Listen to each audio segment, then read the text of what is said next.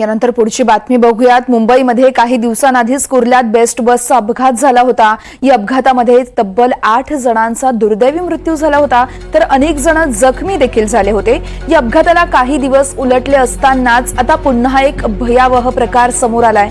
साकीनाका योगीराज श्रीकृष्णा शाळेतील 50 मुलांना बोरिवली गोराईमध्ये पिकनिकसाठी घेऊन जाणारी खासगी बस चालक आणि क्लीनर दारूच्या नशेत बस चालवताना दिसतात। या व्हिडिओमध्ये या प्रकरणी चालकाला अटक करण्यात आली आहे। या संदर्भात जुई जाधव आमचे प्रतिनिधी आपल्याला अधिक माहिती देतील। जुई, अगदीच आपण पाहतोय वर्षा की काही दिवसांपूर्वी कुर्ल्यामध्ये जो बस अपघात झाला त्याच्यामध्ये 7 जणांचा मृत्यू झाला।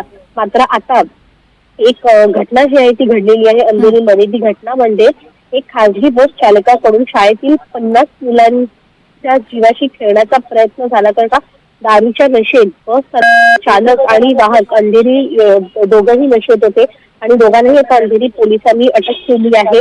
जर आपण पाहिलं तर मग ही घटना जी आहे ती श्रीकृष्ण शाळेतील आहे आणि 50 मुलांना बोरिवली गोराईमध्ये पिकनिकसाठी घेऊन जाणारी ही खासगी बस होती आणि चालक आणि क्लीनर दोघंही नशेत होते आणि बस चालवत होते। जो चालक होता तो बस चालवत होता, त्यामुळे धक्कादायक प्रकार समोर आला आणि निश्चितच त्याची कठोर कारवाई जी आहे ती आता केली गेली आहे। जुई, धन्यवाद दिलेल्या माहितीसाठी।